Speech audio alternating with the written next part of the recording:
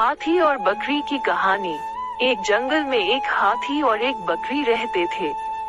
दोनों बहुत पक्के दोस्त थे।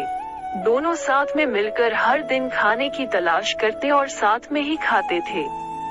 एक दिन दोनों खाने की तलाश में अपने जंगल से बहुत दूर निकल गए।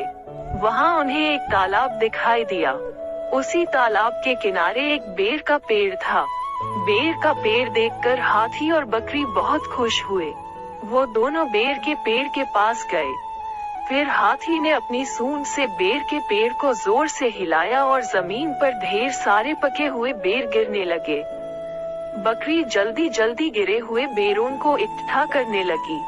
संयोगवश उसी बेर के पेड़ पर एक चिड़िया का घोंसला भी था, जिसमें चिड़िया का एक बच्चा सो रहा था और चिड़िया दाने की खोज में कहीं गई हुई थी। बेर का पेड़ जोर से हिलाने के कारण चिड़िया का बच्चा घोंसले से बाहर तालाब में गिर पड़ा और डूबने लगा।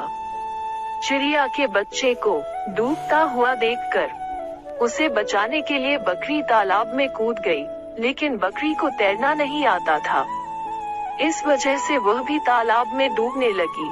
बकरी को डूबता हुआ देखकर हाथी भी तालाब में कूद गया और उसने चिड़िया के बच्चे और बकरी दोनों को डूबने से बचा लिया। इतने में चिड़िया भी वहां पर आ गई थी और वह अपने बच्चे को सही सलामत देखकर बहुत खुश हुई।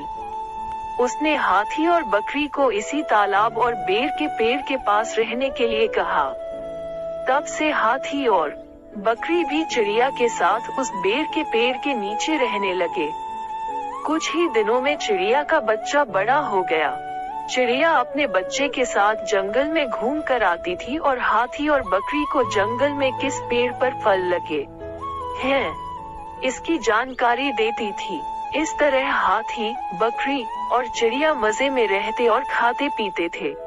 हमें किसी का बुरा नहीं करना चाहिए।